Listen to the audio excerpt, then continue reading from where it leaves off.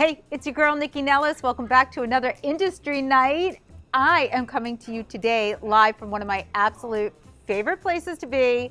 I'm right here at RPM Italian here in Washington, D.C. As you know, I have a residency here. The space is so sleek and sexy, and it's just the exact tone for the conversation I'm about to have today. Today is a big one. I have two incredible conversations lined up. First, I'm sitting down with three siblings who have done something truly extraordinary in the wine world and in farming. It's Drew Baker, Lisa Hinton, and Ashli Johnson. Now, you may know them from their family-owned Old Westminster Winery. Try saying that 3 times fast. If you don't, buckle up, because the end of this episode, you are going to be booking a reservation immediately, not just at Old Westminster, but also at their new property, Burnt Hill. So I've had Burnt Hill on my radar since I first heard about it a couple of years ago. These three have been quietly building something remarkable on a hillside in Clarksburg, Maryland. But I finally made the drive out, and I have to tell you, oh my God, it is not just a winery, it is a whole world. You roll up and you feel like you've landed somewhere between like Iceland and Maryland. It's sleek black architecture, it's perched on a hill, endless vines, big skies, sheep, pigs. It is unbelievable. So as I was being walked through the property and learned the family's journey, there's 2 tasting spaces that are both gorgeous. There's a menu of delicious bites. I'm still thinking about that focaccia, by the way. But there is a lineup of wines that are serious. Not good for Maryland good, like just good. But what really got me was Chef Tae Strain. So I got a preview of the chef's counter. It's a 7-course tasting paired with reserve wines. And I watched like the sun drop back behind the team cooking. I mean, he looks so happy, and actually he's coming on Foodie and the Beast as well. But today I sit down with Drew and Lisa and Ashli, and we go deep on the family history, like their vision, their intention, everything they built and everything that's coming. So I cannot wait to get into that conversation with them. And later in the show, I'm going to be joined by the very talented team right here at RPM Italian. Executive Chef Massimo Vicidomini, I think I said that right, along with Luis Zelaya and Arrica Ashe. They're both with RPM Events and Catering. And if you are watching this on YouTube, wait until you see what they set up for me today. There is caviar in my future, and there will be in yours when you come to RPM. But first, let's talk with Drew, Lisa, and Ashli, and welcome to Industry Night.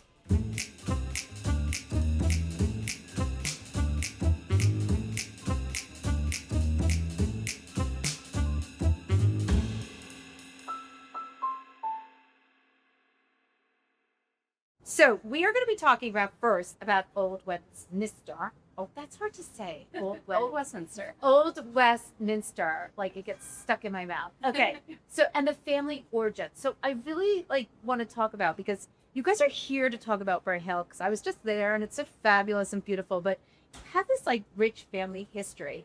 And what's interesting is that I thought this rich family history started 30 or 40 years ago, but we're talking less ago. Do you want it? So let's talk about your family and its structure and how you all got into the wine business. Who wants to go first? Youngest first. Yeah, there you go. Yeah, we do got a gritty, young, Old Westminster story. Right. So Drew, Lisa, and I are siblings. Mm-hmm. We've grown up together. We grew up in a small business family on a retired junior nursery in Westminster, Maryland. My dad and mom was a construction company together, and my mom was a hospice nurse, and so we learned a lot about just life and elements of running and operating a business in a small business family. My mom was a 90s homesteader. She raised 3 of us, homeschooled all of us herself. You said that to me off air, and I mean, my whole body went. Yeah, Why would she do that? I mean, Right. God bless her, but seriously. She would have had a lot of followers back then. Yeah, She oh my God, knows she'd how been that like the story. original trad wife. Okay, Right. go ahead. Yes.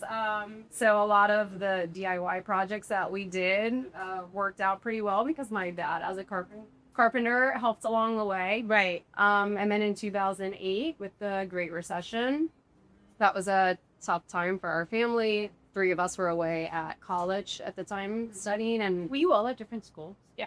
Okay. Wow. Yeah. And so we were home around the kitchen table in 2009, and my parents had, at that point, over a year, it was going on 18 months, and tried to sell the family farm in Westminster and kind of moved back to where my mom's original family was, and unsuccessful. No one was interested in purchasing the farm at Westminster, It Maryland. was a bad time for real estate. It was a bad time. And so that led to very practical conversations of what to do with the land and putting the land to I love use. how you say making a vineyard was a practical use of the land. For my mom, Okay. it was very practical. I mean, who doesn't love wine? I don't know that everybody would have called that. Yeah, that's true. That's true. There was conversations about different elements, but my mom had read a Washington Post article about global wine going local and interesting wine made in interesting places. And so she looked at us and she said, "Hey, what about our farm in Westminster, Maryland? We could do this." Lisa was a chemist at the time, studying chemistry. My brother was business management, and I was studying marketing. So we had different skill sets, and they were talking to 3 college kids. It wasn't that hard to convince a 3 young 20s to Start to get wine. Well, actually, if you do think about it, like one of the silver linings, if you will, out of the recession was that people did look inward, and there's so many craft businesses. I mean, if you look at the explosion of not just wineries in the DMV area, but distilleries, breweries. I mean, everybody sort of was like, oh, I need to become an entrepreneur. I need to create like a business. I Right. went to school studying business with no vision other than I hope I can get a job at the end of this. And then with the recession, I remember there being a moment where I thought to myself, I'm not going to get a job. And the idea of doing something with my family, putting the land to work, did in that crazy moment feel like an actual opportunity. And so we just sort of had an I'm in if you're in moment, and decided that my parents were sort of all in financially, with their land, with their retirement. Really took a loan on my mom's inheritance from my grandfather to plant that vineyard. I mean, we were all in. And the 3 of us said, when I graduated from college, I'm going to move home and spend the first 3 years. We planted a vineyard, and I managed it mostly myself. My cousin helped me. I mean, there was no payroll. There were no sales. I mean, we really bootstrapped this. I know you were in chemistry. I mean, now you're the winemaker. But there's a little bit of a stretch between getting a chemistry degree and becoming a winemaker. So let's talk about how that role came to be for you. Yeah, absolutely. There's definitely a little bit of a difference between like learning chemistry in college and then ultimately becoming a winemaker. I think naturally we kind of fell into our skill sets here, talking about starting the wineries. Like, okay, where do our strengths fall? Right. And chemistry has helped me to understand fermentation science, but ultimately all of my knowledge in wine production has come from experience. You think I made my bottle of wine when I was 21, which feels crazy looking back, but I was, young and ambitious and ready to learn. And so after my chemistry degree, I had postgrad studies at UC Davis, moved out to West Coast for a bit, worked in some really great wineries under some amazing people. But simultaneously, we had already started Old Westminster Winery. Oh, yeah. So and what was the The wine? 2012 vintage, which was our second year making wine at Old Westminster, I was the winemaker because Lisa was out in Sonoma working at Bedrock Wine Company. Yep. And so how did you decide on the vines? How did you decide, like just in the beginnings? Let's just talk early days and how you created that business. Yeah. Asking lots of questions and seeing what others were doing. We started very conventionally, and I remember us saying, we're just going to make the best wines we can, and we're going to see who's doing what in the region. At that time, I'm trying to remember, like Black Eagle is what I think of, right? Like that was out in Maryland that sort of had any sort of, I think that was like one of the few wineries at that time that had it. Yeah, in the early days, they were 10 minutes away from where Old Westminster is to this day. When I was a senior in college, when we first started having this conversation, I worked on the harvest at Bordy Vineyards, which is also in Towson, Maryland. Right up the street. And so it's like I'm in school and working full-time at Bordy Vineyards trying to learn before we planted our vineyard in Westminster. So that was very much like we knew just enough to be dangerous in early days. But also had sort of the, I think, humility and also wherewithal to go out and seek the right advice. And so we hired and still work with a consultant named Lucien Guimet, who's the winemaker at Chateau Bois-Cantenac, fifth generation winemaker in Margaux and Bordeaux, France. He's forgotten more than I'll ever know for sure, and maybe collectively. And so to this day, we've worked with him now for, I don't know, We said 13 years. 13 years. And so he comes over and visits us twice a year, every year since then, except for 1 or 2 pandemic years. But in terms of providing, you know, what do we plant, where, what to expect, how we make our wines, we taste our wines and talk about what we could do better next time. But let's Going all talk the way about the back. vines now at Westminster, where that winery is, and sort of like we talked a little bit off air, like you were like, we did not have intentions. So I'd love to talk about where it is now and then how you've grown to be really contingent with what you're doing. So I think something that's really telling is that most of the vines that we planted in 2010 are not there. So for example, we have some original. I think it is telling. We have an original planting of Chardonnay and an original planting of Albarino, both of which did really well and still do to this day. And now we have significantly more Albarino and aromatic whites. That vineyard is almost exclusively white wine because it suits those styles of wine better. We also planted. I mean, I assume that has to do with the terroir. It does. You were not Things- as familiar. Absolutely. Right. We had planted Merlot and Syrah, which are styles of wine that we loved, and none of those vines are still there because they were not performing well. And we learned this through those first 3 or 4 years. Now at Burke Hill, we grow almost exclusively red wines because of the terroir, the rocky soils, steep topography. You've seen it. Right. It's a big, you know, incredibly beautiful hillside.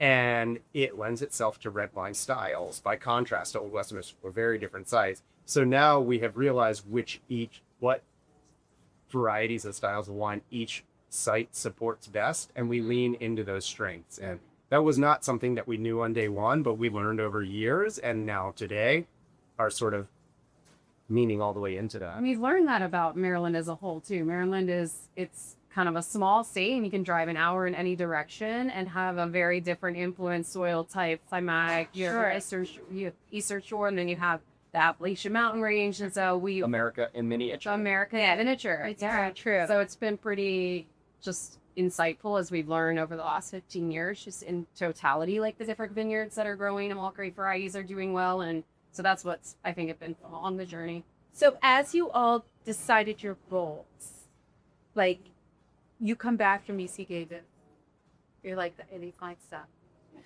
Not at all. Just kidding. Let's talk about the path there and then how you came in and now you're the farmer. Mm-hmm. So we talk about how these roles sort of developed. Was there any tussles at all, or were you all on the seat? I think we've been aligned, if I could, and then you guys could just say, we've really been aligned from day one upon those roles, and we formed those roles really early on. It's like, I'm going to plant the vineyard and farm it. When Ashli graduates from college, she's going to become our marketing person and run our operations, and Lisa's the chemist. She's the brains of the operation, so you'll make the wine. And that's kind of how we started, and I think to this day, we sort of have just fulfilled that vision. And we get along really well. We're siblings, we're business partners, we're friends. Intergenerationally was always a little bit of a challenge where the 3 of us were so well aligned, but I think my parents had different vision for what their goals were. And in working in a family business, the number one lesson that I've learned is that if we define success the same way, even if we have different skill sets, even see things differently, we can still be successful in working together. Sure. But if your idea of success is different than mine, then really there's no scenario in which we're going to find alignment here, because what you think is a win, I don't think is a win. And that's where the problems are. And I think, for us, the definition of success is like not a destination. Like we're continuing to evolve, and like we love just like that process that it's been for the past 50 years. So I think that is where much of what we had to kind of like work through. I think I was the only one that had the moment where I was like, I don't know if I want to do this. And I remember the conversation. I remember treating like, then don't do it. And I was like, well, then I'm gonna do it. Right. If you tell me I don't have to do it, I'm doing it. So I think I was probably the only one. that oppositional authority just Right. I have it. It's self-diagnosed. So you did go in that. Yes. But did you feel like you had to carve your own space? Yes, and I do think as we've grown, we've learned to respect each other's space too. Like I think we've had to learn and see each other really thrive in the expertise we are developing within the lanes. And I think early on it's hard because we all wear a lot of hats and we cross over a lot. And so you have to, have push each other's buttons and like really figure that out. But I think as we have learned and just matured, like Lisa is the best winemaker I know. It's like I trust her in all of that sense. Drew, he is like a visionary and an amazing farmer. So it's like those are the elements that like I just respect, and it's And to give Ashli her kudos. Right. Now you're gonna have to say something. Emotional intelligence, sort Right. of like really cultivating good culture within our teams. We have over 100 people on our teams between the two farms. Wow. And like Ashli and several others on the team for sure. But Ashli is like the leader of that culture and in those relationships. And that's something that I know that I can't do. And I don't think Lisa can either. So we all definitely have our lanes and have demonstrated like a high level skill set in the areas that we oversee. Well, I want to move to Burnt Hill, but I want to finish Westminster first. So let's talk about the culture there now, the wines you're producing there, and how much are your parents involved there? Is that theirs and Burnt Hill schools, or do you know what I mean? Can we talk a little bit about that and what's coming out of there right now and how people can experience it? And because I want to talk about how you took those lessons and created Burnt Hill out of it. It's a loaded question. I'll do my best first Go ahead, to try let's to hear it. mince it apart. So it started before the Old Westminster story finished or landed where it is today. Okay. In 2016, I and Lisa and Ashli started having conversations about what was next for us. What's the new frontier? What's the next generation's story here? And started looking for the right vineyard site. I found Burnt Hill Farm in 2016. I remember standing on top of that hill before anything was there and Wow. texting my sisters and my wife, I found it. This is it. Okay. And so that was sort of the moment where from there on, we were all in on Burnt Hill together. At the same time, Old Westminster was operational and sort of carrying this ambition, if you will, up until 2 years ago, year and a half ago. I don't remember the exact date. The three of us formed a new partnership and bought Old Westminster Winery Okay. from my parents. So they are now fully retired and not involved in ownership or management. They just And come in it's for a glass Same of to wine. my yes, my mom stops in frequently, and she's a wine club member, and she lives in the farmhouse right behind Old Westminster Winery. So right there. But we've had that successful generational succession. Okay. And so now Old Westminster Winery and Burnt Hill Farm are very much the three of us. Oh, why'd you not realize that? That's Yeah, that's new. Just let's hear that. And so the wines there, like, is the experience there like the experience of Burnt Hill? They're very different experiences, and the wines are a little bit different as well. So like we view them as sister farms, so they're from the same family, which means like they have the same ethos and the same core of beliefs, but they have different personalities.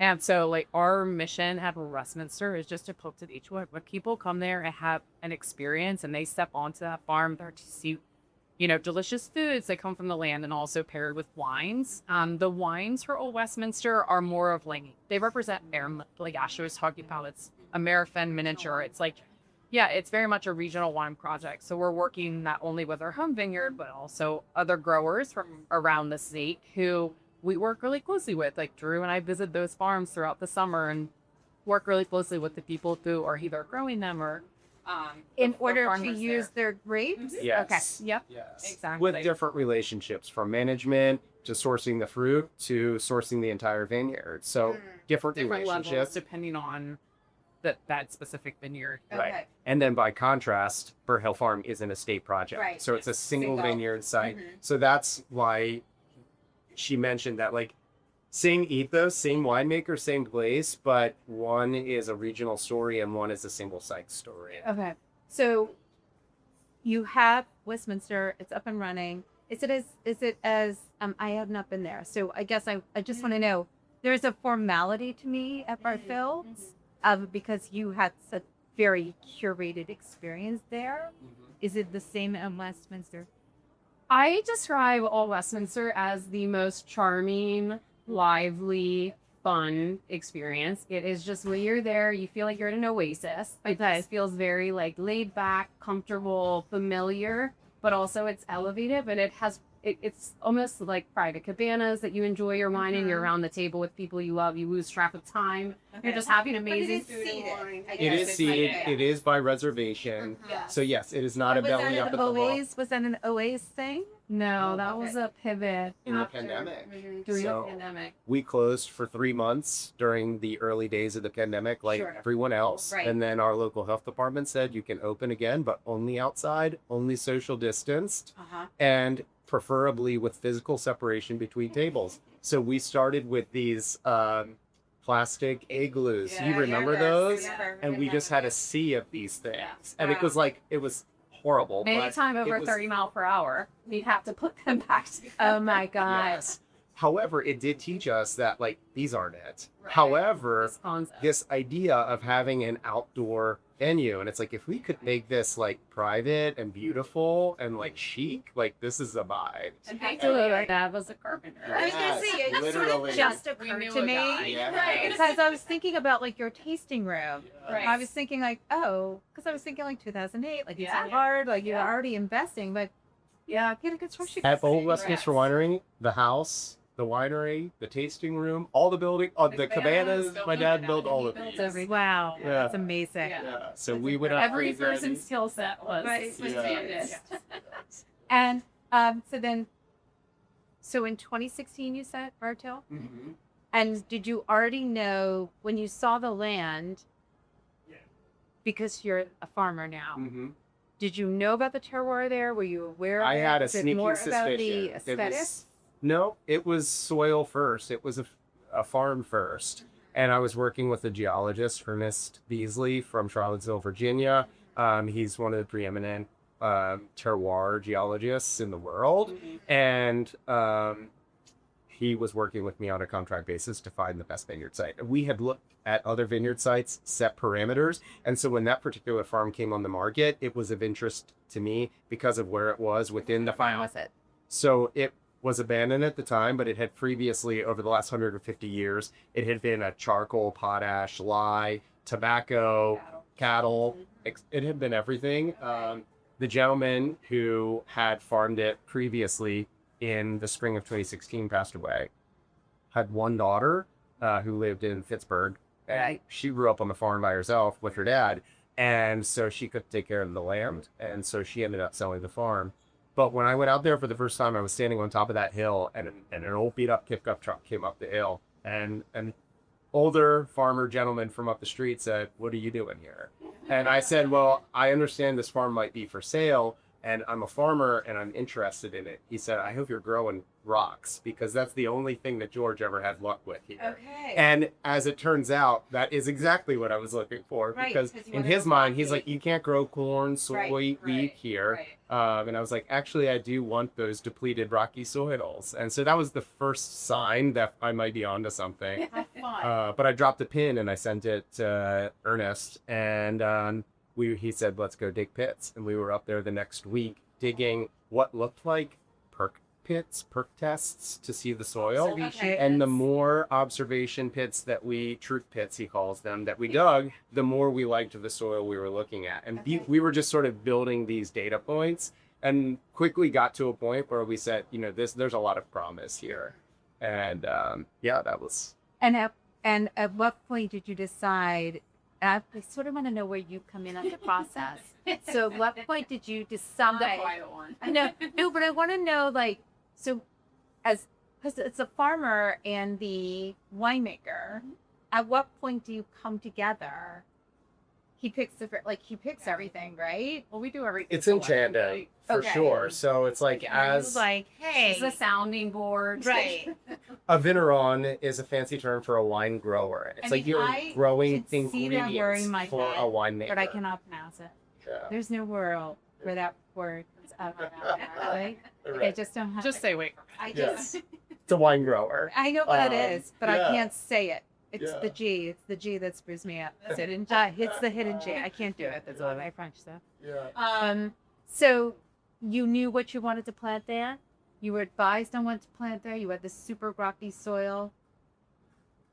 I think it was a combination of our conversations and then our work with the geologist. We did what was called electromagnetic mapping. It's a fancy term for driving an RTV around on the hill, pulling a plastic sled with an X-ray machine on the back, and it's taking readings of the soil. It tells you the conductivity of the soil, which tells you water holding capacity, soil type, depth of topsoil. All of these things can be sort of understood about this hill without Isn't it digging the whole That thing up. amazing. That's Like, amazing. I can't believe, can you imagine like what people did 200 years ago? They were like, Well, you did what we did in Westminster. You plant Merlot, and then it all dies, and you say, "Okay, let's."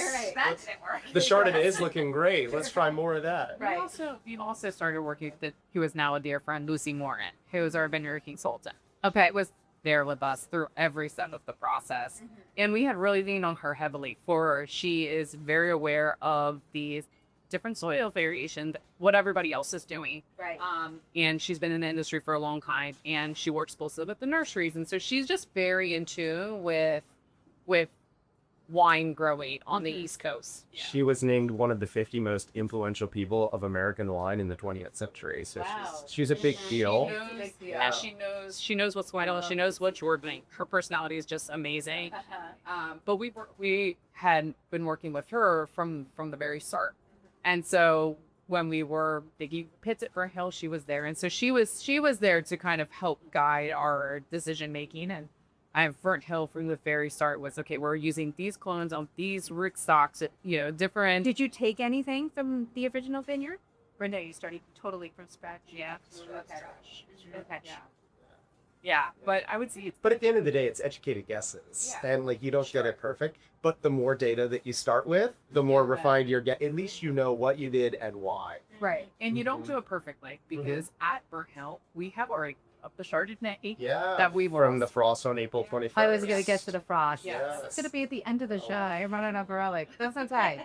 Well, I mean, I have heard from several people, I mean, in the mid-Atlantic, not just Virginia to New York. that frost stumped a lot of people out Yes. for this season. And peaches are going to be a struggle. All stone fruits, a huge struggle. Local fruits, right? Yes. So did that affect both vineyards? It did. It did. Wow. And as Lisa was alluding to, there was one particular block of a Champagne Clone Chardonnay that we had planted 4 years ago that was planted for a very specific winemaking reason, and conversation just didn't bounce wouldn't back. take. And so we've actually just said to ourselves, all right, what are we going to do about this? So we pulled it out, and now it's Tartary buckwheat, and we're going to grow some buckwheat flour for this year. And then we're going to, for Chef, we mill our own grain, and then it'll be rotated to a hard red winter wheat, and then sunflowers next summer, and then we'll take it back to a vineyard again. So we're going to take it, I don't know, You're going to give it. we're going to give it a some moment space. to breathe. Understood. Yeah. Okay. Yeah. All right. Well, then let's back up and talk about the vision of Burnt Hill. You have said to me that it is way more intentional. Wild guess, you can still make mistakes and we can have hopes and dreams.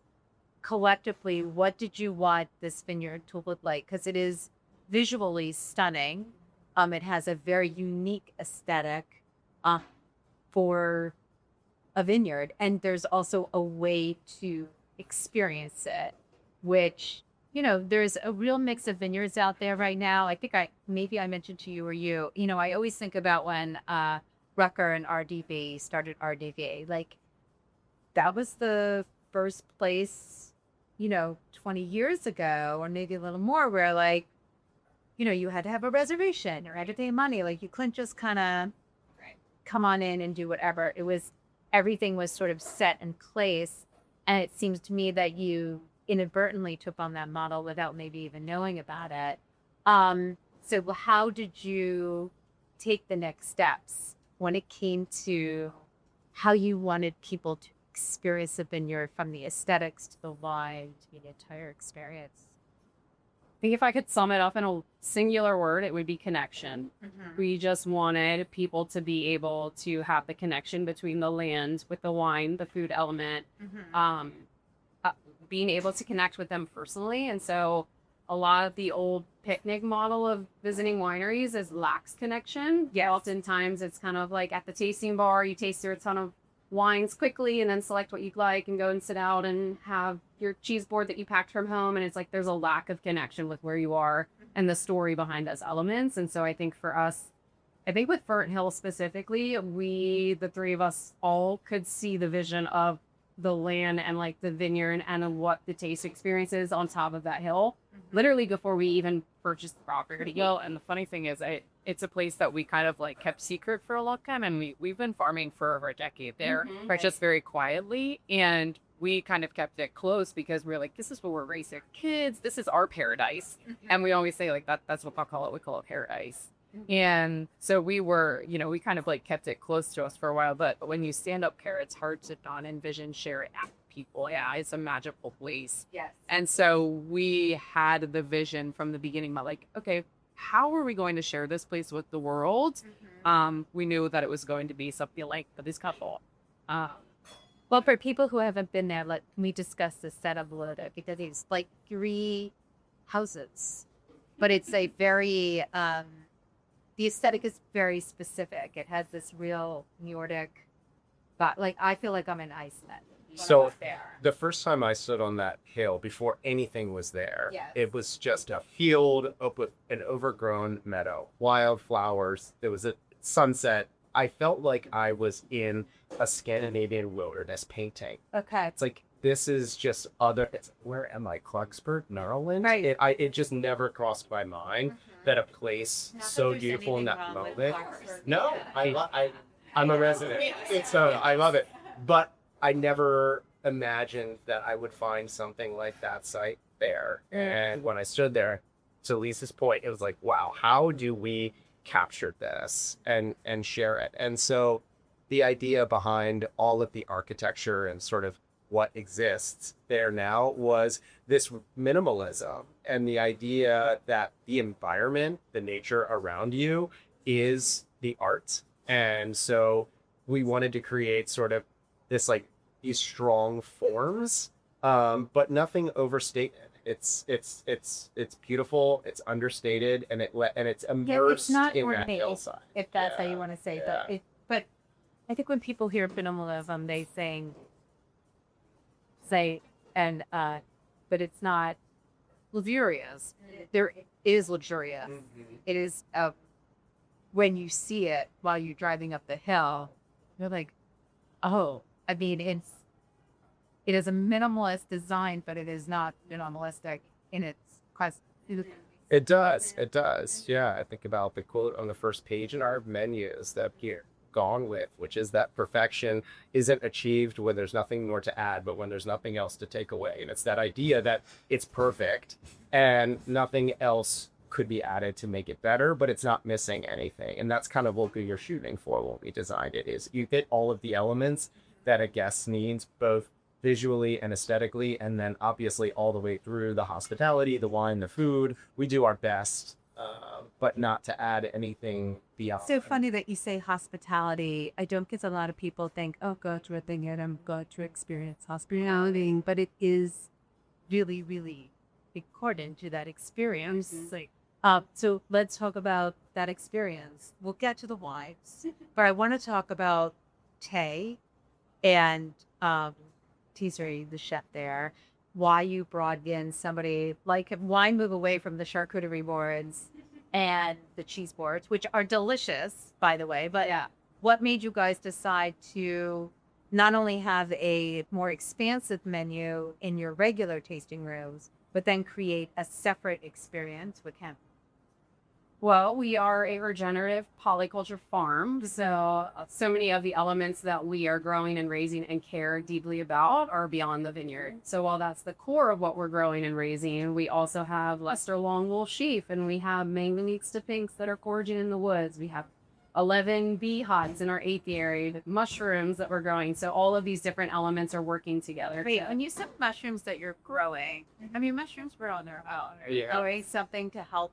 We do. Yes, Like we in, have a like log. in Iceland, they do that in We Iceland. have a log I love grown this. shiitake mushroom farm where we are inoculating selected logs, which is adding spores, and then they will flower and we have a harvest. Wow, So yeah, amazing. yeah.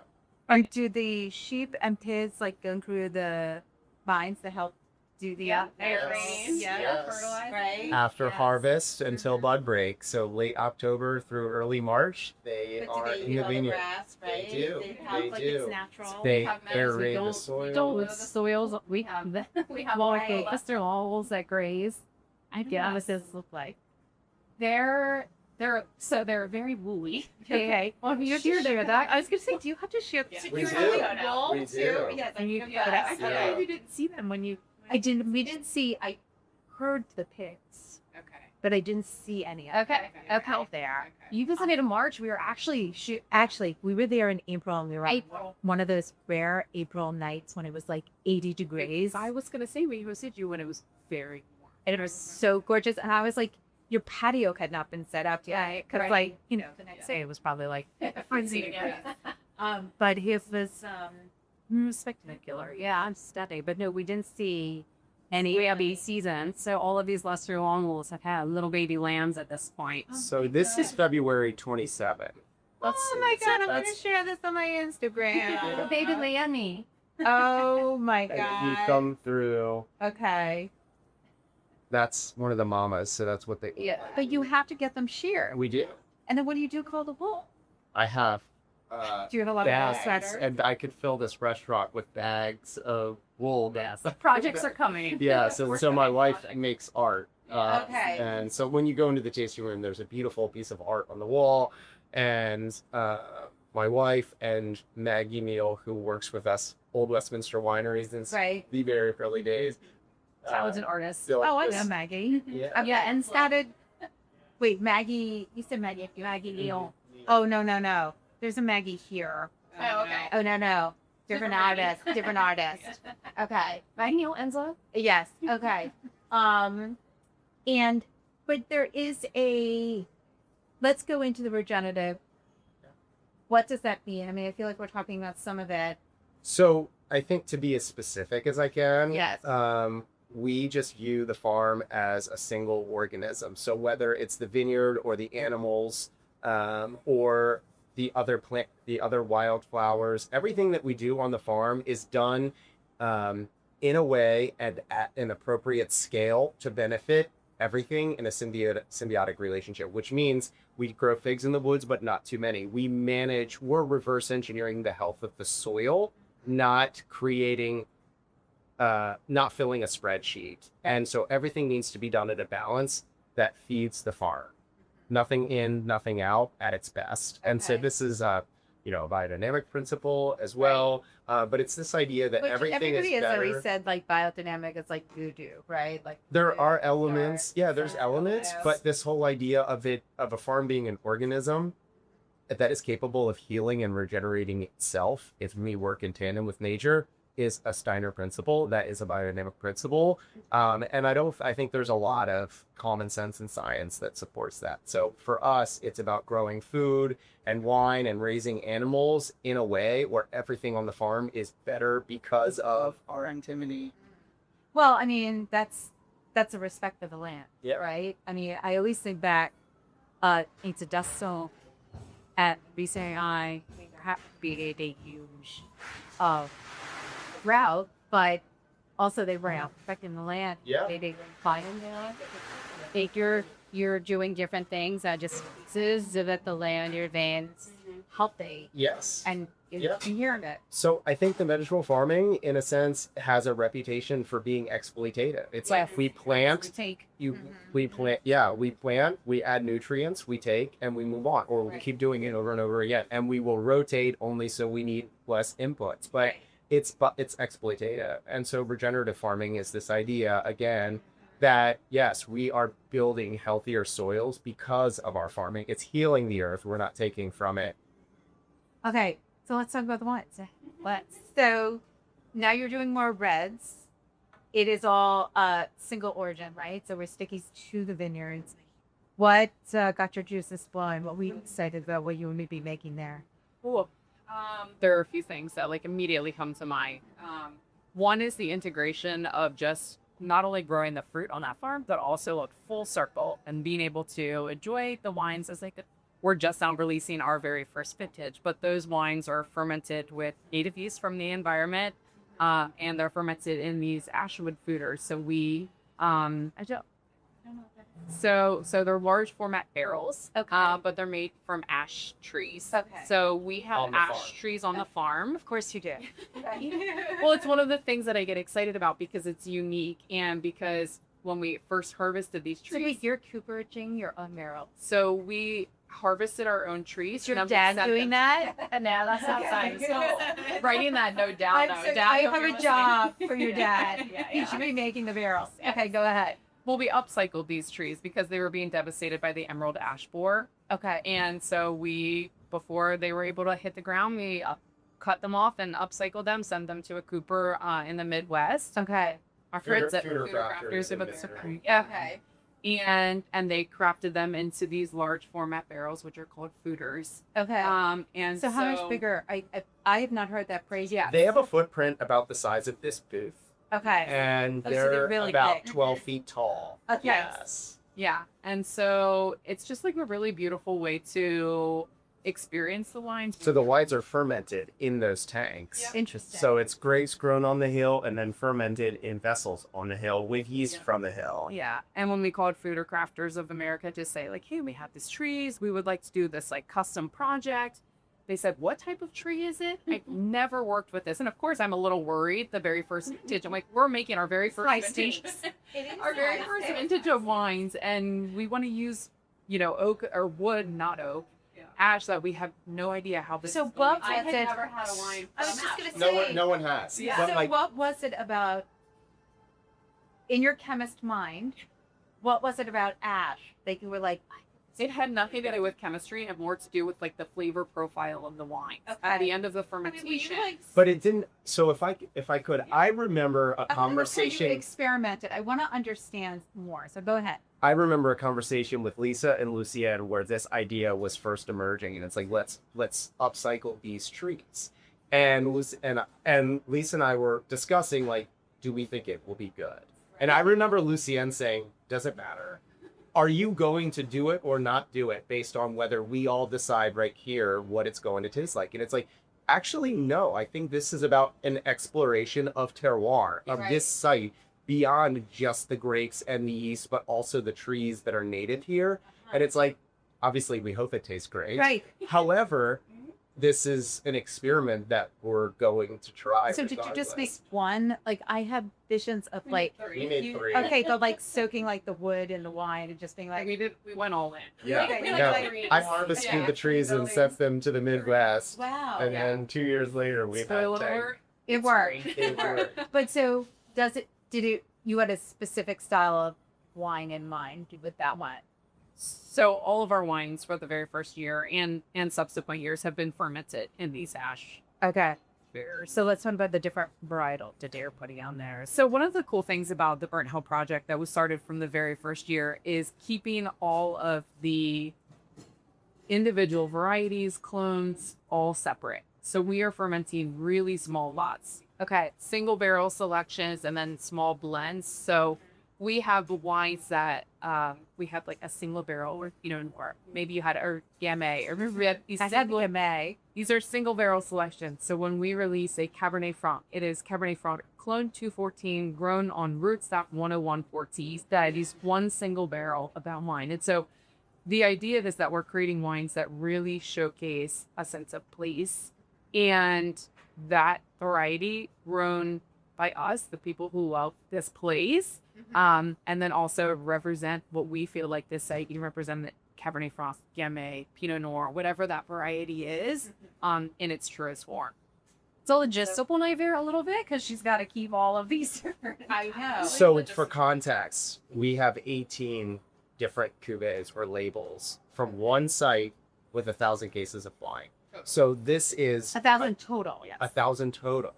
So we are making a tremendous amount of labels relative to our total volume. So it's a little bit of a lot of things. It is And a that- little bit of a lot. And that is how we create a robust menu of wine tasting. Because Drew's like, we have to do it.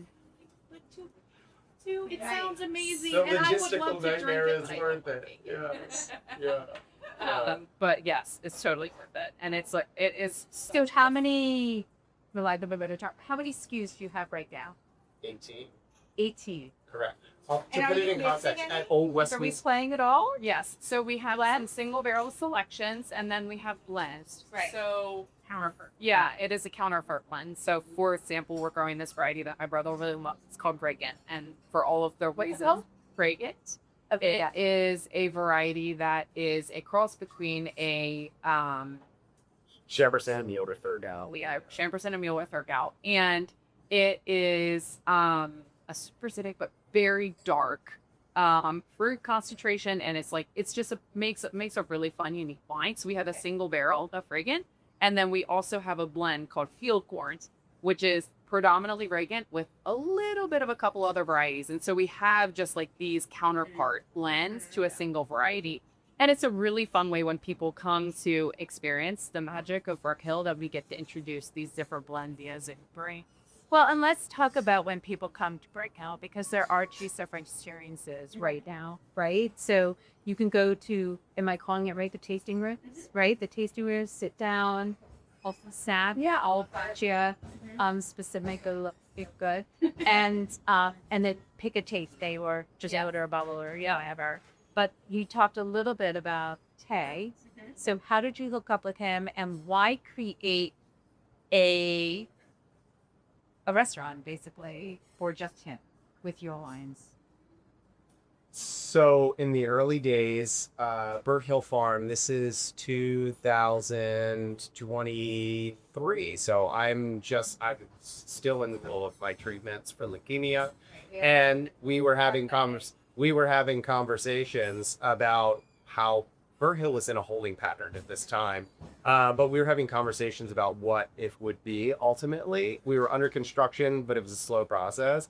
And I remember saying at that time, it was important to have a chef partner and someone that could fulfill this sort of culmination of, it's like wine, got it.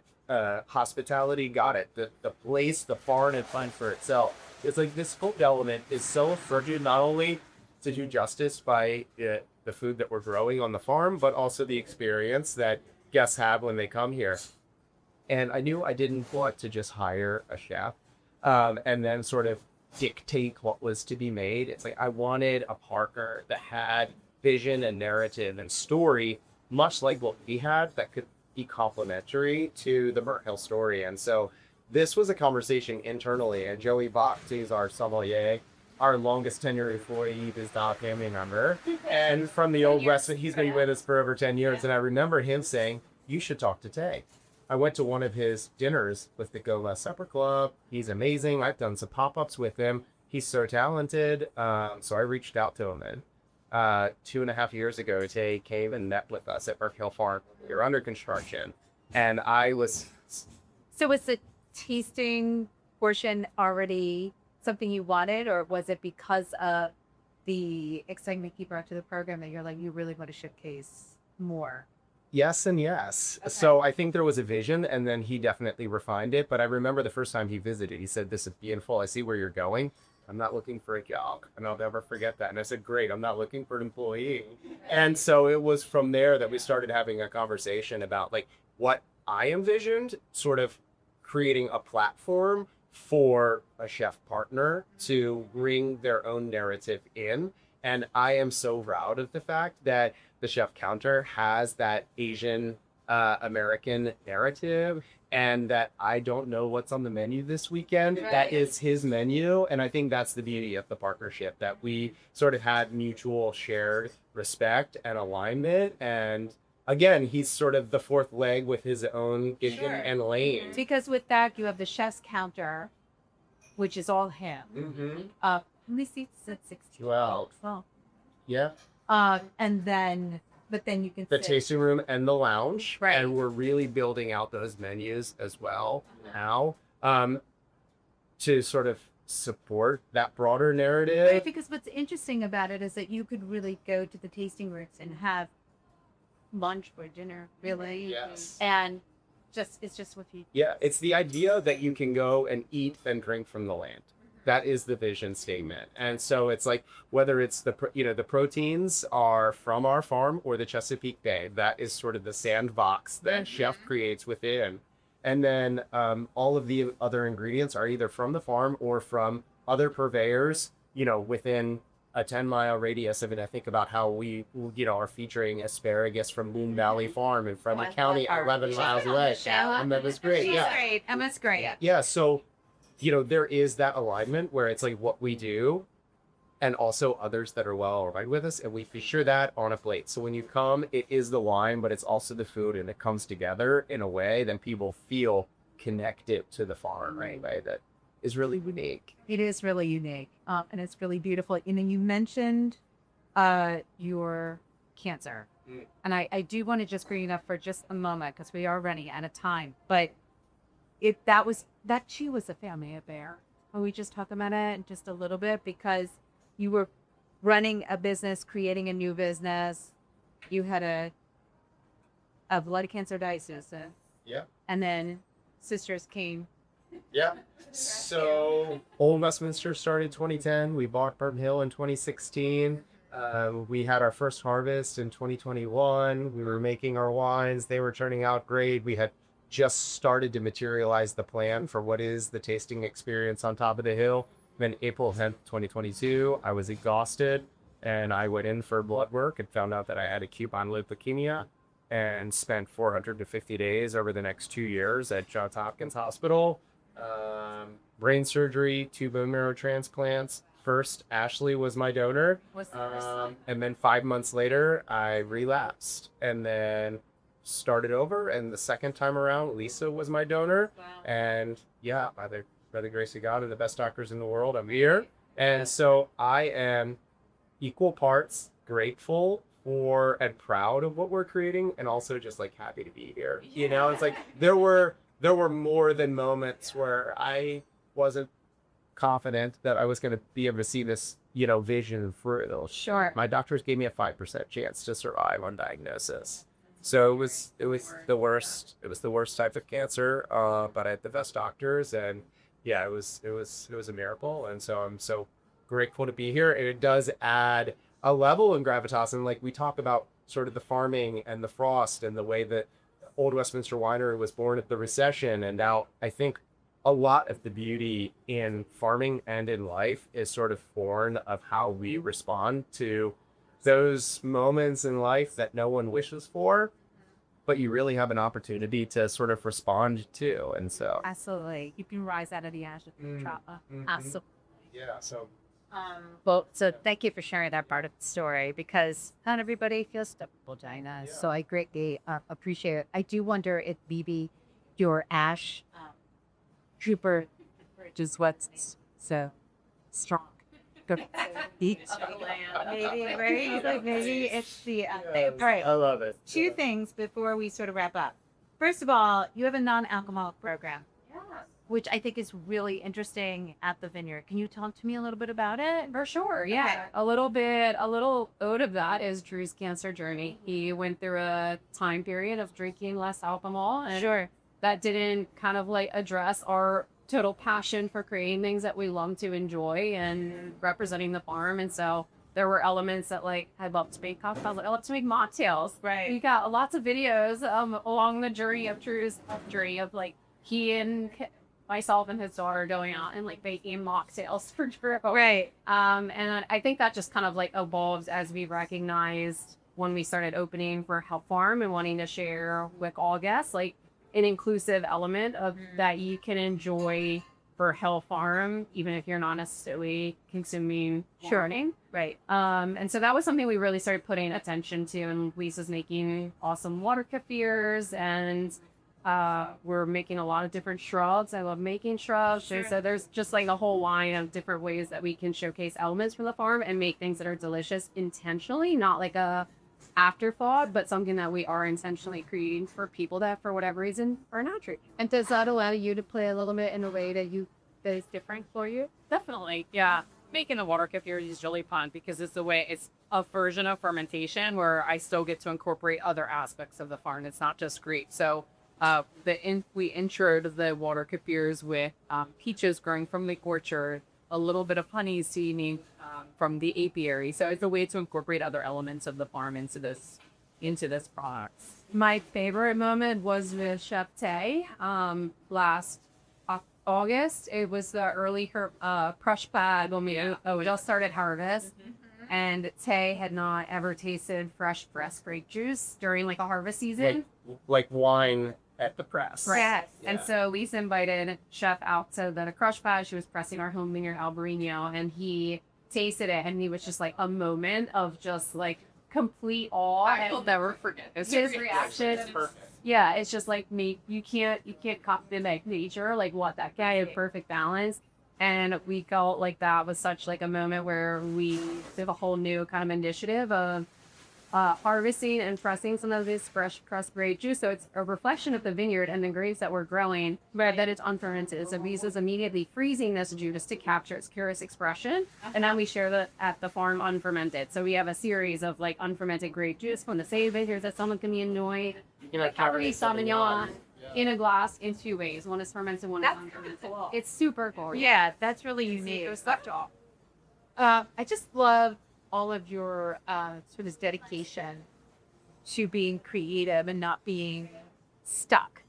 You know, being like, no, it has to be this way or it has to be this way. Sure. And I think the Temperance program was really, Ashli mentioned, sort of scratching our own itch with drinking less ourselves for different reasons. But I think what has sort of emerged out of it that maybe was not part of the original vision was the flexibility that it gives guests who even do come to drink wine. But when you sit at the chef's counter and you have a 10-course meal with pairings all the way through, we have a number of guests now increasingly that will sit down and have the first 3 or 4 wines, and then at some point they will say, "Can I switch to that Temperance program?" And so it really creates a great dynamic where the guest is in total control, and almost if you want more or less, like we have you covered, and you can have a great experience either way. No, I do think you guys need like a shuttle, the shuttle system somewhere.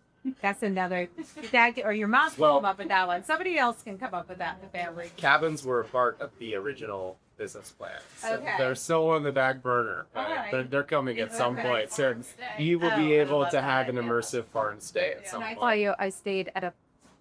I was at a Bice's barn, however, and they have tree houses you can stay at. And so the bison are, well, it's like insane. I'm just saying, so like I'm just thinking with your pigs and your sheep and that kind of stuff. Okay, last for each of you. I don't want to say what's next because you're in the middle of it, but if you had a crystal ball, each of you, what does it look like, God willing, 5 years down the road or 10 years down? What do you think? Let's stick to wine. You tell me about wine. What would be like something that you wine?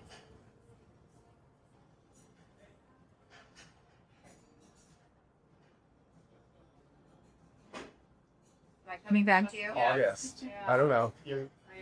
Lisa's getting ready to stage in Austria this summer, so no doubt you'll head up a biodynamic farm called Butigal, so no doubt you'll find some inspo there. Yeah, for sure.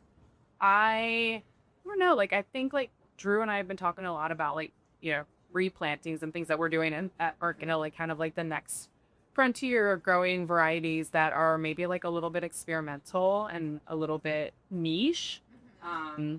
So those will be exciting, and yeah. And do you plan on always being membership only? Do you want to get your wine out there? No, the Burnt Hill wines are based going back to the whole idea of having a scale that creates this symbiotic relationship within the farm organism. That vineyard is planted on the best sites to support the on-farm tasting So it'll experience. never be So more than there's 1,000 bottles? It'll be more than it will grow as more of the vineyard matures. Okay. So right now we're just bottling the 21 and 22 vintages, but we have the 23s, 4s, and 5s still in the So cellar. one before vineyard every year subsequently to our very first planting. So there's still some vineyard to come on that we haven't produced for.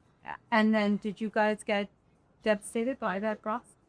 Yeah, so the 2026, I wrote a farm journal calling it the lost vintage, and I don't know that it won't be 100% loss, but if It felt like that. yeah, exactly. It was devastating. So we'll get a small amount of wine this year. We'll make it to the best that we can, and then try to bridge to the 2027s, and pray for a better spring. Yeah.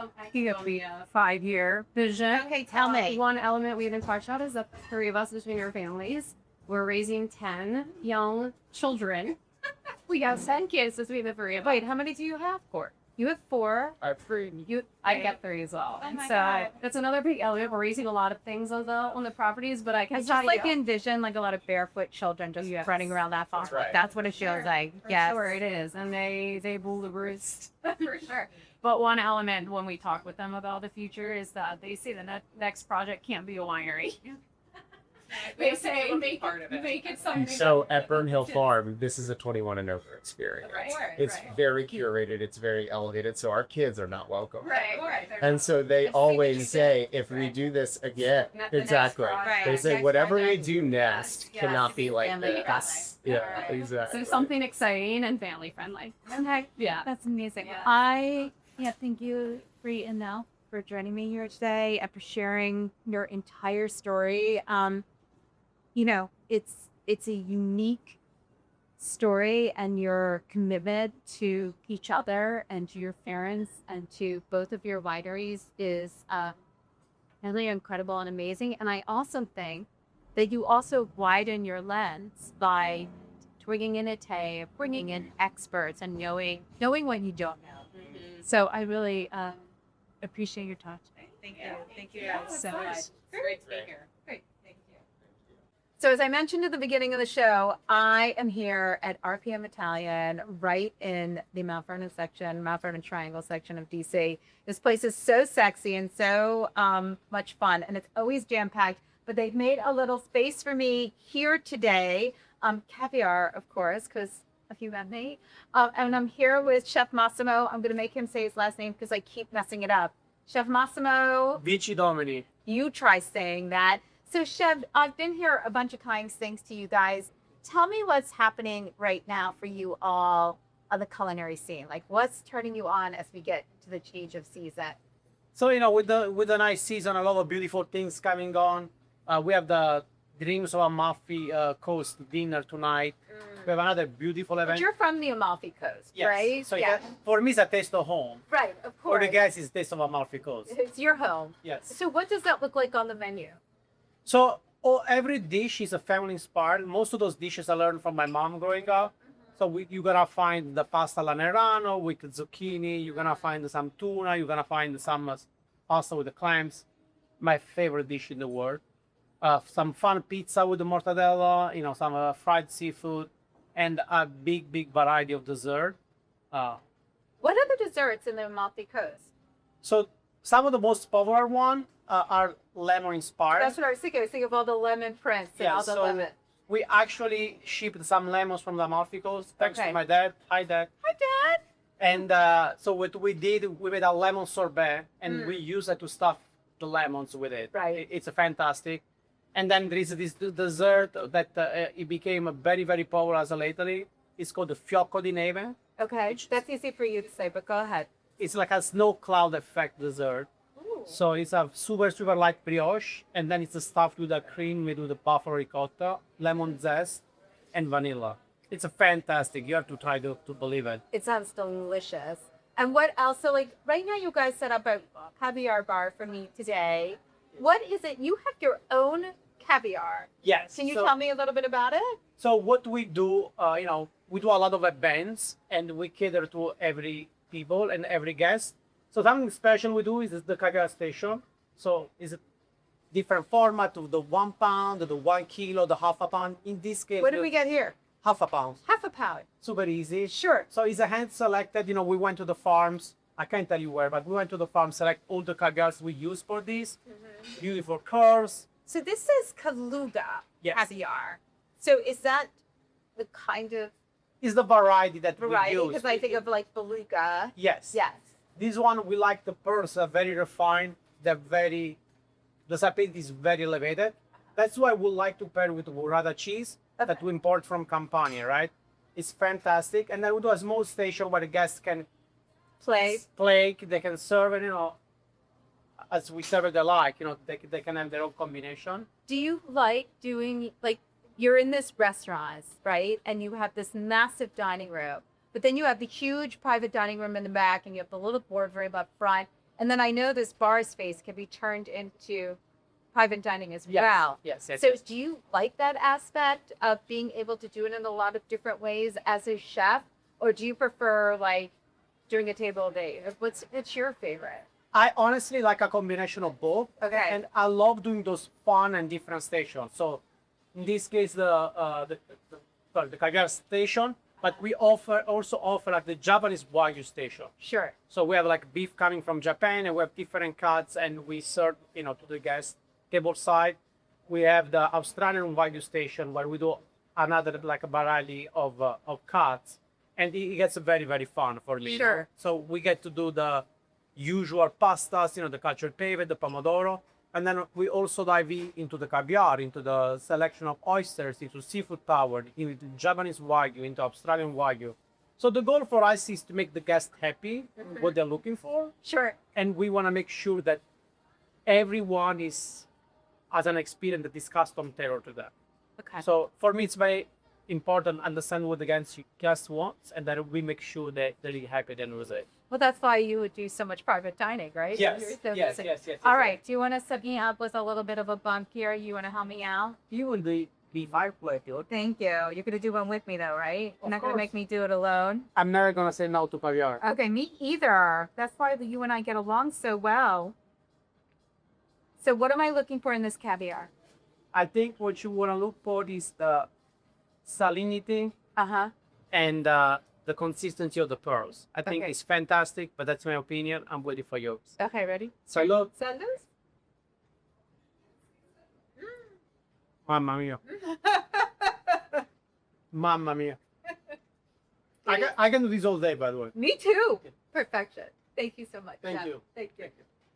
Okay, so here's the thing about RPM Italian, which Chef Massimo and I were talking about a little bit while we were doing our bumps of caviar. So the space is massive, and while it has this gorgeous dining room, it has all this PDR, private dining, for those of you who aren't in the industry. So I wanted to talk with our catering and sale managers here about how they execute like incredible experiences while still feeding an entire room of people in their dining room. So with me today is Luis Zelaya, who is in catering and sales. He's catering and sales manager, and Arrica Ashe, who is also catering and sales manager, but she's also off-premise catering, which I didn't even know they did, but totally makes sense. So if you're watching this on our YouTube channel right now, you can see this massive setup behind me. So Luis, I'd love to talk a little bit about like how you guys set up for events in here, because you have all these different spaces. Yeah, so we're pretty versatile with what we can do. So we can do anything from small intimate gatherings from 8 guests up to a 300 guest reception for the entire restaurant. It kind of depends on what the host vision is, and we take that vision and we run with it with the RPM touch. What does that mean? What's the RPM touch? Here, like you mean like our martinis that we're having with a sidecar of chips and caviar? Exactly. Okay, well, cheers. Cheers. Cheers.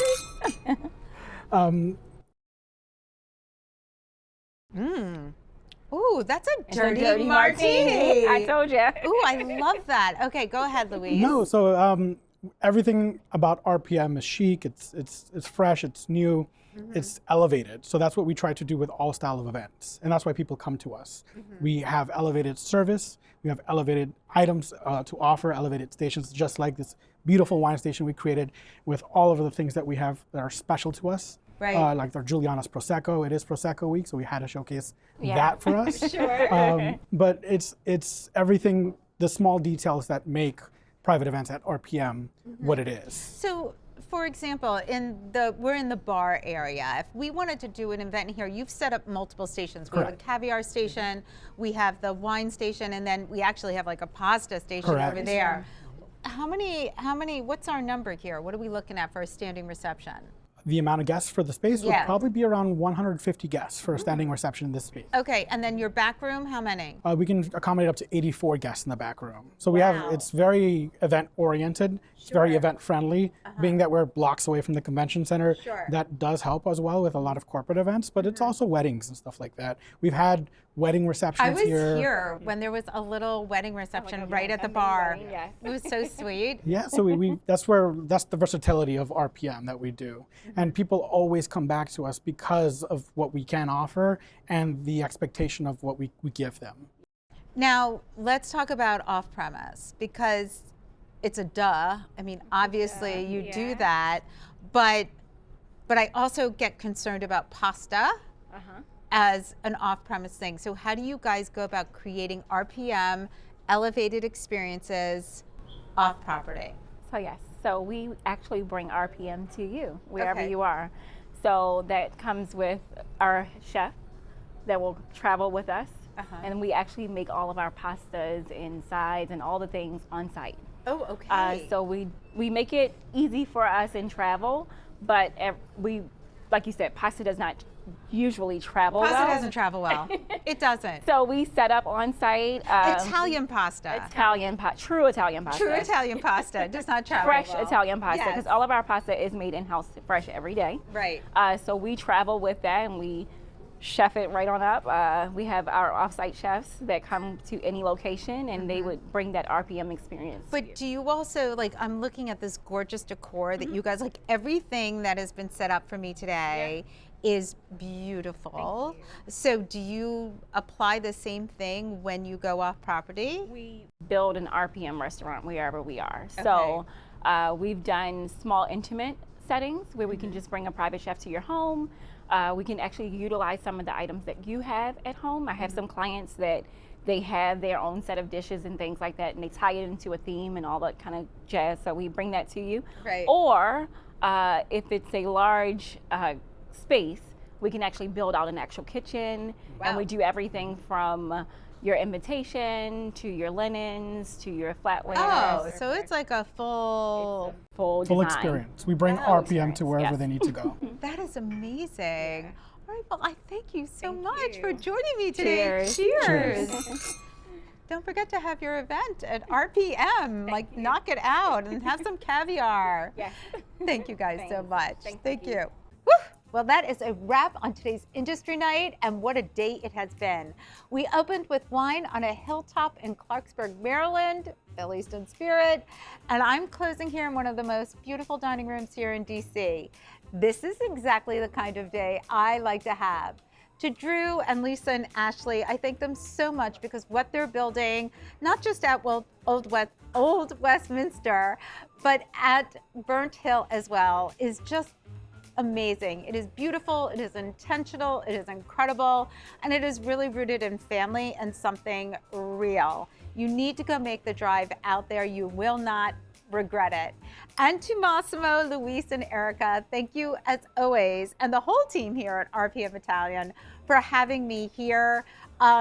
If you have not been, you need to come. And if you are planning an event in this city, RPM should be one of your very first calls. The talent, the food, the space, as you heard today, it's a whole experience. So if you loved today's episode, and I think you did, please subscribe, like, share, and leave me a review or send me a note. And of course, follow along at NYCCI, NELLIS, and thelisteryouwanted.com. I promise you what's coming up next, you're not going to want to miss. So cheers to you all. I'm going to dig into my dirty martini with my sidecar of caviar, because that's how I roll. And I'll see you next time on Industry Night. Salut!